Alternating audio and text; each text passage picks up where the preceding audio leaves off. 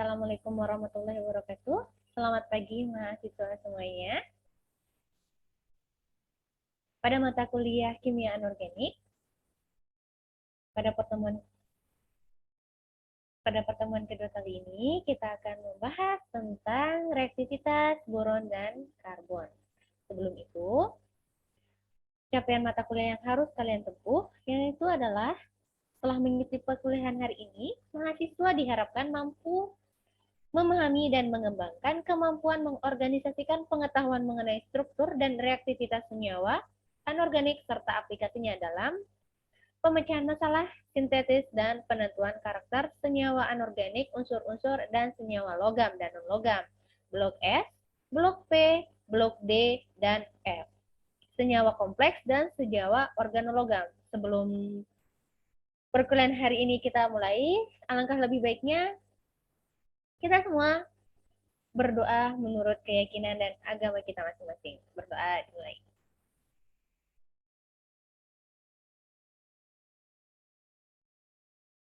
Amin, amin, ya robbal alamin. Nah, pada pertemuan kedua kita kali ini, seperti yang tadi Ibu bilang, kita akan membahas tentang unsur logam dan unsur karbon.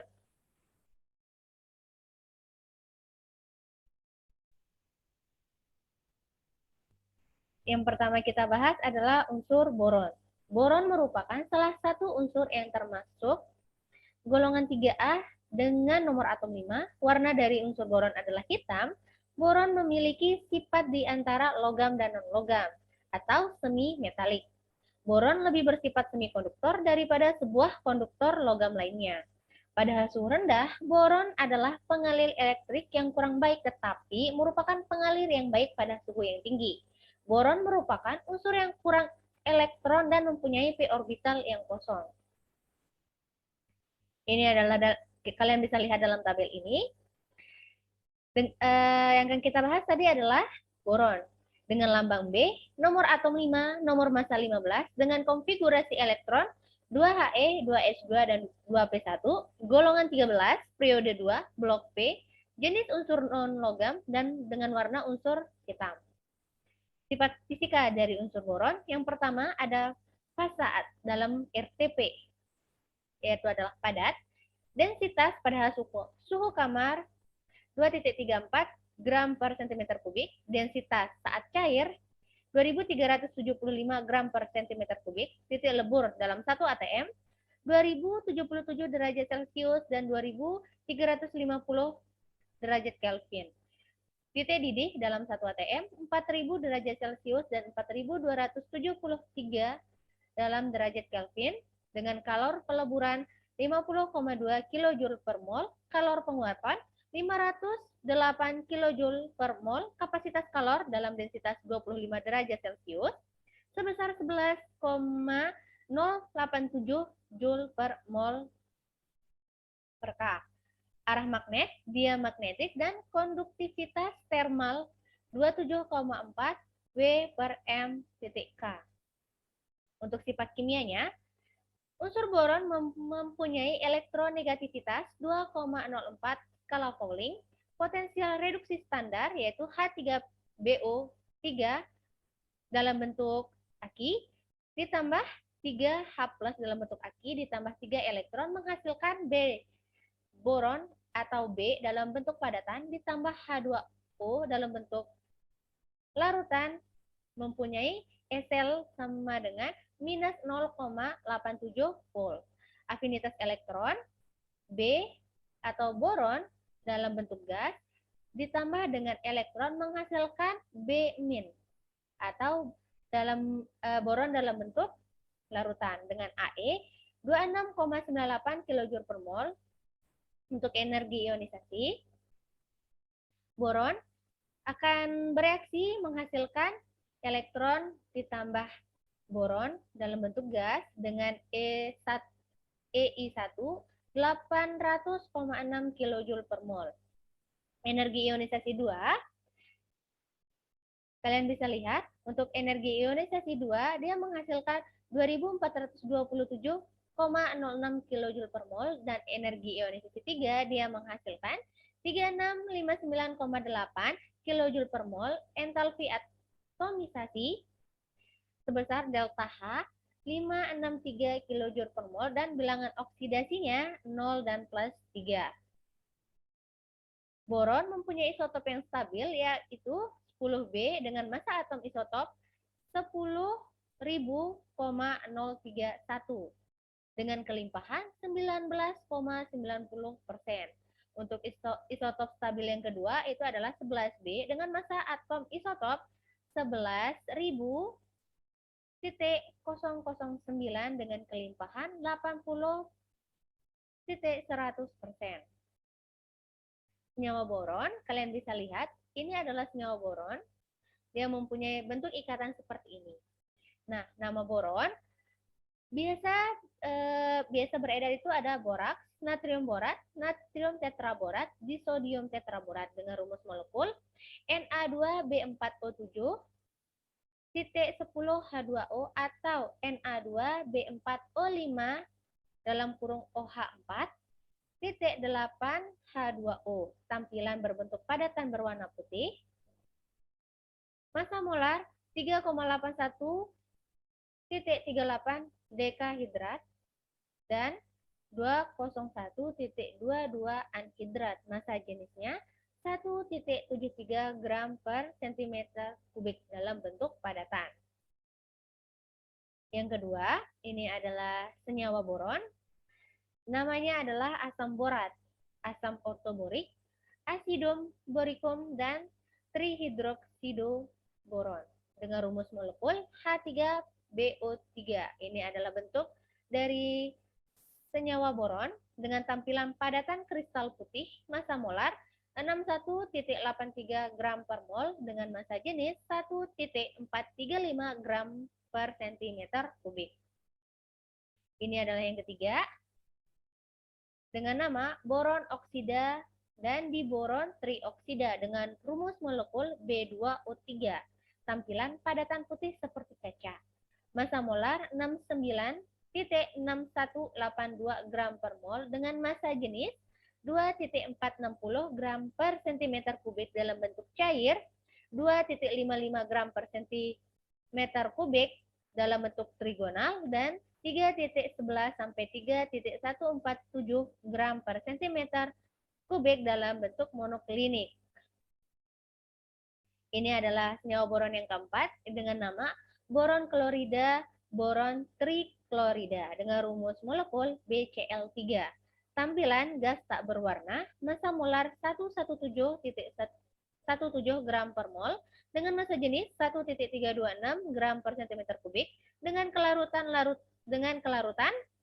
larut dalam CCl4 dan etanol. Kelarutan dalam air dia akan terurai menjadi BOH3 dalam bentuk larutan ditambah 3HCl dalam bentuk larutan.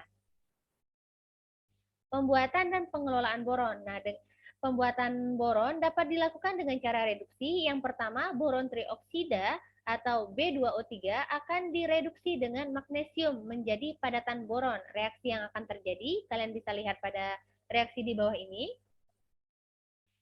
Energi reaksi yang dihasilkan adalah plus 1,47 volt.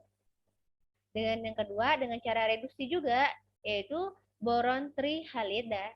Boron trihalida atau BX3 akan direaksikan dengan Zn dalam suhu 900 derajat Celcius atau hidrogen. Akan menjadi padatan boron. Reaksi yang akan terjadi, kalian bisa lihat pada reaksi di bawah ini. Selanjutnya, kelimpahan di alam. Deposit boraks luas ditemukan di Turki. Boron ini banyak ditemukan di Turki. Sumber penting dari boron atau rasurit ditemukan di Gunung Majuve di California dan Amerika Serikat. Aplikasi boron, penggunaannya yang pertama, boron digunakan sebagai bahan bakar roket dan pelari, pemutih dan pengawet makanan, pembuat kaca Pyrex, dan pendeteksi neutron. Untuk peran biologisnya, boron digunakan untuk dinding sel tanaman, dan yang kedua, kemungkinan sebagai obat tumor otak. Sangat banyak kan manfaatnya? Yang kedua, kita akan membahas tentang unsur karbon. Karbon memiliki nomor atom 6 dengan massa 12,011 gram per mol dengan elektronegativitas 2,5, kepadatan 2,2 gram cm kubik pada 20 derajat Celcius, titik lebur 3652 derajat Celcius, titik didih 4827 derajat Celcius dengan mempunyai massa isotop 3. Karbon merupakan unsur unik yang bisa berkaitan dengan unsur lain untuk membentuk berbagai senyawa baru. Kelompok terbesar ikatan karbon adalah dengan hidrogen yang kemudian membentuk senyawa yang disebut hidrokarbon. Setidaknya sekitar 1 juta komponen organik terbentuk dari hidrokarbon. Karbon juga membentuk ikatan dengan senyawa lain yang dianggap sebagai anorganik, meskipun dalam jumlah yang jauh lebih rendah dibandingkan dengan senyawa organik. Unsur karbon terdapat dalam dua bentuk kristal alotropik, yaitu berlian dan grafit. Bentuk lain dengan sedikit kristalinitas adalah karbon tumbuhan dan jelaga. Untuk sifat fisika dan sifat kimia dari unsur karbon, sifat fisik dan kimia karbon tergantung pada struktur kristalnya. Nah, kepadatan karbon juga bervariasi dari 2,25 gram per cm kubik untuk grafit dan 3,51 gram per cm kubik untuk berlian. Nah, untuk titik leleh grafit adalah 3.500 derajat Celcius dan titik didih adalah 4.830 derajat Celcius. Unsur karbon merupakan bahan yang inert, yaitu tidak larut dalam air, asam, encer, dan basa, serta merupakan pelarut organik. Pada suhu tinggi, karbon ini berkaitan dengan oksigen untuk membentuk karbon monoksida dan atau dioksida. Reaksi karbon dengan oksidator panas seperti asam nitrat dan kalium nitrat akan menghasilkan asam metalik, yaitu C6CO2H6.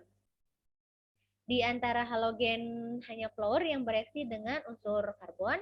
Sejumlah logam dikombinasikan dengan karbon pada suhu tinggi untuk membentuk karbida. Karbon membentuk senyawa dengan halogen dan memiliki rumus umum CX4 di mana X adalah klorin, klorin, bromin, dan iodin. Karbon juga membentuk senyawa tetrahalida dari semua senyawa yang terbentuk. Yang paling penting adalah difluorometana, CCl2P2 disebut pula dengan freon. Karbon dan komponennya tersebar luas di alam. Diperkirakan unsur ini membentuk 0,32% kerak bumi. Karbon bebas ditemukan antara lain di batu bara, sedangkan karbon kristal ditemukan dalam grafit dan berlian. Atmosfer bumi terus mengalami peningkatan konsentrasi karbon dari karbon dioksida dan karbon monoksida yang dihasilkan dari pembakaran bahan bakar fosil. Nah, tidak ada unsur yang lebih penting dalam hidup selain karbon. Hanya karbon yang mampu membentuk ikatan tunggal yang kuat dan cukup stabil di bawah kondisi standar. Sifat ini memberikan karbon kemampuan untuk membentuk rantai panjang dari cincin atom yang merupakan dasar struktural bagi banyak senyawa penyusun sel hidup termasuk DNA. Beberapa mineral seperti batu kapur, dolomit, gipsum, dan marmer mengandung karbonat. Semua tanaman dan hewan dibentuk oleh senyawa organik kompleks di mana karbon dikombinasikan dengan hidrogen, oksigen, nitrogen, dan unsur-unsur lainnya. Penggunaan karbon. Karbon ini memiliki banyak kegunaan termasuk sebagai dekorasi atau berlian, cat, serta tinta printer. Bentuk karbon lain yaitu grafit digunakan untuk cawan lebur suhu, sel kering, pensil, dan berbagai pelumas. Vegetal karbon, bentuk amrop karbon digunakan sebagai agen penyerap gas dan agen pemutih. Senyawa karbon juga memiliki banyak kegunaan. Karbon dioksida digunakan untuk minuman karbonisasi dalam alat pemadam kebakaran dan sebagai es kering. Karbon monoksida digunakan sebagai agen reduksi dalam banyak proses metalurgi. Karbon tetraklorida dan karbon disulfida adalah pelarut industri yang paling penting. Sangat banyak kegunaan untuk unsur karbon. Untuk efek kesehatan dari unsur karbon, yang pertama, unsur karbon ini memiliki toksitas yang sangat rendah. Potensi bahaya kesehatan yang disajikan di sini berdasarkan pada ekspor terhadap karbon hitam. Menghirup karbon hitam itu seperti di tambang batu bara dapat memicu kerusakan sementara pada permanen paru-paru dan jantung. Pneumokoniosis ditemukan terjadi pada orang yang bekerja dalam lingkungan yang terpapar karbon hitam. Nah, peradangan pada folikel rambut dan lesi mukosa mulut juga telah dilaporkan akibat karbon hitam yang terpapar pada kulit. Sungguh sangat berbahaya.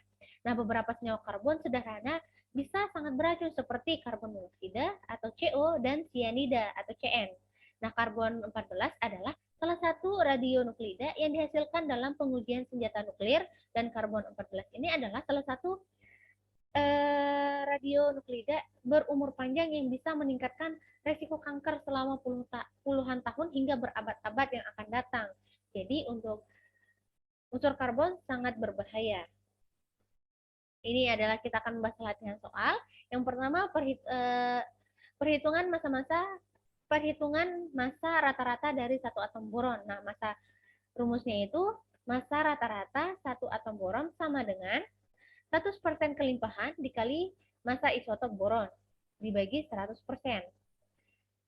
Persen kelimpahannya itu tadi sudah dijelaskan 19,90 dikali 10,031 SMA ditambah per 100% ditambah 80,10% dikali 11,009 SMA per 100%.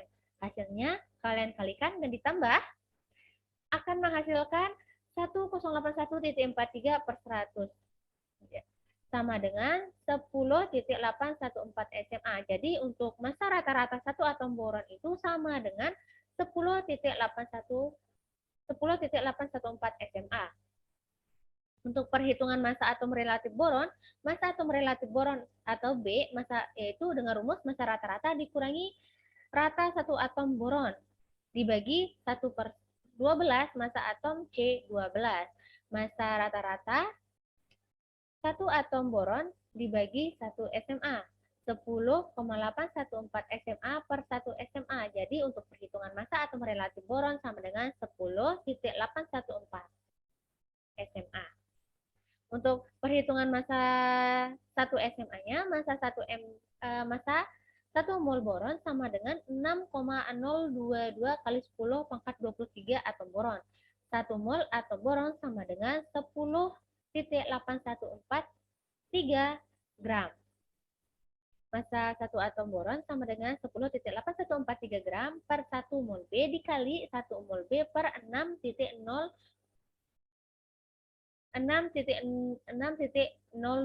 kali 10 pangkat 23 menghasilkan 0,1795987 kali 10 minus 22 gram. Untuk AR boron, massa 1 atom boron dibagi 1 SMA. Nah, massa 1 atom boron sama dengan AR dikali 1 SMA. 0,1795987 kali 10 pangkat min 22 gram sama dengan 10,8143 gram dikali 1 SMA. 1 SMA sama dengan 0,1795987 dikali 10 pangkat min 22 per 10 pangkat per 10 0,8143 menghasilkan 1,94 kali 10 pangkat min 23. Jadi untuk perhitungan massa 1 SMA pada boron adalah 1,94 kali 10 pangkat min 23. Terima kasih. Hanya ini yang bisa Ibu sampaikan. Apabila ada kesalahan, bisa dipertanyakan. Apabila ada kekurangan dan apabila kalian belum mengerti, bisa kita lanjutkan dengan diskusi. Baik, sekian untuk pertemuan hari ini. Assalamualaikum warahmatullahi wabarakatuh.